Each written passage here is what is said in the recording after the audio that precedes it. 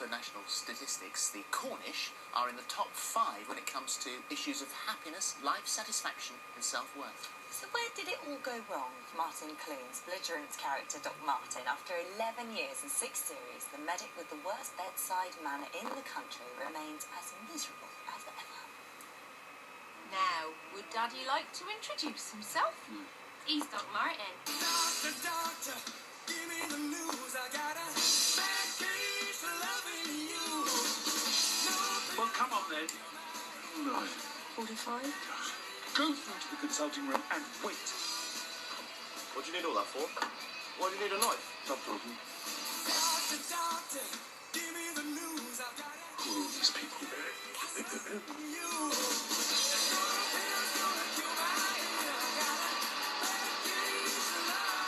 You bathe at all? Yes, I do.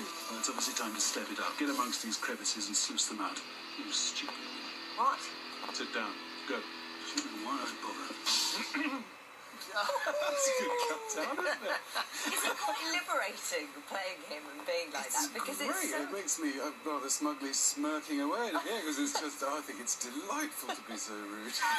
Because I wouldn't do To the elderly, to children. Particularly the elderly and the children. Yeah. Physically rough with them as well. Physically rough. Really rough, especially the kids, they love it. So he's actually been under considerable stress in Series 6, which is, by the way, out on DVD.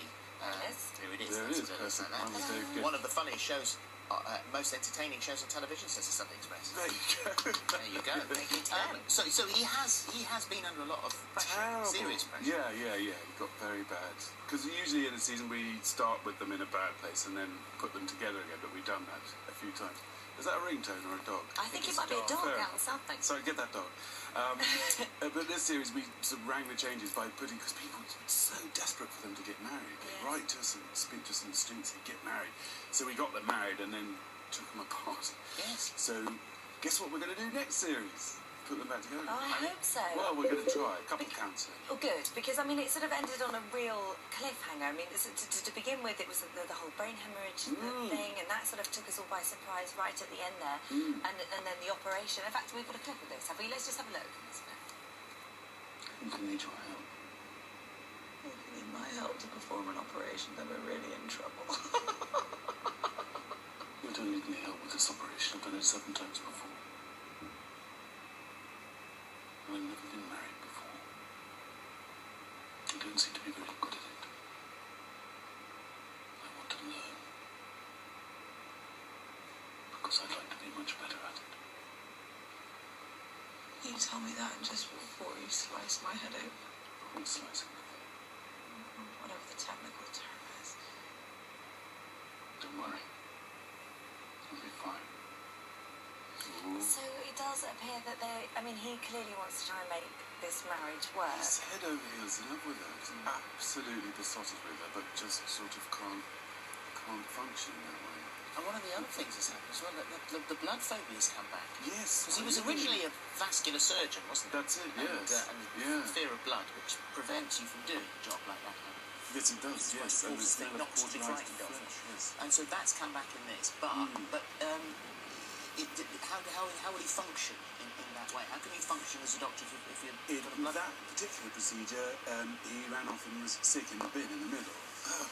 But he's got to deal with that because that was all and his mother comes, his father dies. It was quite tough, quite a tough season for him. But it's nice to see. And you do it year on, year off, don't you? Yes. Is this for you because your wife is a producer? So yes, well, we sort of figured if we disappeared every summer holidays, Emily would never see us, and she's sort of grown up. She's 14 now, and she's kind of grown up while we've been filming this. Yeah. So it seemed a bit mean. Plus, it does give us a bit of breathing space. It gives Port Isaac, where we shoot it, a bit of a rest from us. Are they sick of the sight of you? I think we have a mixed bag. I mean, we're quite good for people with businesses. That's what I was going to say, because isn't there a sort of Doc Martin tour that goes on? I heard that the other day, yes. I don't know who's organised that. Oh, you should go on. It's on my list. Quite like it. So you're saying that you're being away from home is a bit of a nightmare, but I mean, you have spent, this has been a 3-year adventure for you with The Lion, which we were discussing at the beginning, with Moogie, the Lion. Yes. So We know that you were, as a child, inspired. You loved the movie Born Free. Yes. There is a real connection here, isn't there? Yes, there is. Yes, a huge connection. There's a real treat for me. We wanted to make a film about a guy who worked and lived with George Adamson, rehabbing lions. And I don't know if you've ever seen that famous YouTube clip of Christian. Oh yes, where he recognises the man guys that's who used to. rescued Well, him. they bought him in the 70s.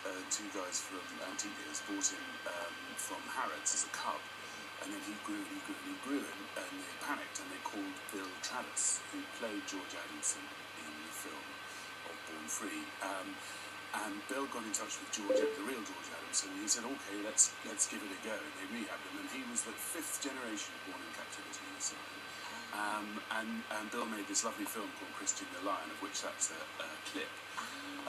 And they went back a year later and he came pounding down that rock. Which is incredible. I've got it. And then George was murdered about 25 years ago, and the whole camp was burnt to the ground. And Tony has painstakingly rebuilt it stick for stick in this magical place. It's Tony Fitzjohn. Yes, in a cathedral like place. You fly for hours across the canopy of the bush, and then there it is. Yeah, you see these rocks that are all around That's it. the new one That's there. the new one. That's Yes. But because what I didn't realise was you sort of elephants get more attention than lions do, if you like. That Yes, there we is didn't until we started doing this, because we are, thanks to Prince William, we're all hearing about the statistics with rhino and elephant, and they've come to the fore. And for some reason, the numbers of lion populations haven't, and they're really dwindling. And the human population of Kenya has increased God knows how much in the last 25 years, so that makes setting them free tricky as well. So this changed so much. 40,000 on the whole continent of Africa. nothing, is it? It's really and there's all sorts of reasons. There's more tigers in California than in India. It's all wrong. But there are these people valiantly working to address all these issues, and we're just sort of highlighting the fact that